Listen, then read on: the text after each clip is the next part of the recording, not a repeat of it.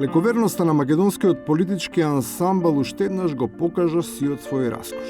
Надежите дека ќе паднат на нашиот препознатлив неправилен ритам останаа пусти, бидејќи француската шансона прави посебна хармонија, за која нашиот оркестар и покрај огромната желба и неизменната љубов кон мелодијата не успеал да ги научи тоновите кои се бараат.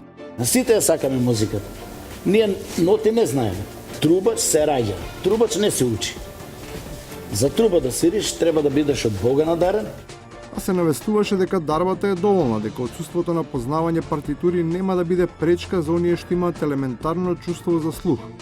Понесени од атмосферата, пред концертот се негува илузии дека нашиот оркестар ќе биде примен со расширени раце. Ние секој пат надуваме се. Па добро, очекувањата нормално од целата таа атмосфера, што ќе се случи од планираното, вас ве чекаат во одредени моменти. А ние доаѓаме.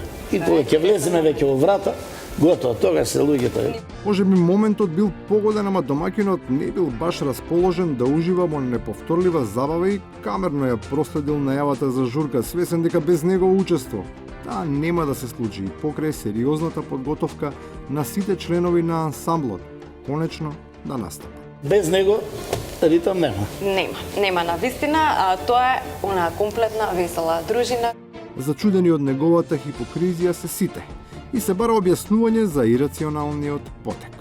Некои сметаат дека се работи за музичка ксенофобија, некои за договор со други бендови, но најчесто одлуката да не ја отвори вратата. Тврдат дека е потикната од интерес, без кој никогаш не може да има добра свирка. Секој пат предизвикот се парите. Најголемиот предизвик се парите. Тогаш атмосферата се вжештува, луѓето се качуваат на столици, на маси. И покрај предизвиканата разочараност од студенилот и од отсуството на нематеријални дразби, желбата на оркестарот да настапи на големиот фестивал со сопствена композиција остана неостварена. Сепак ќе мора да се совладаат новите напеви, од и друга игранка не постои. Што ќе ни барат, тоа ќе го свири. Нема не знам. Се што ќе барат, мора да се свири.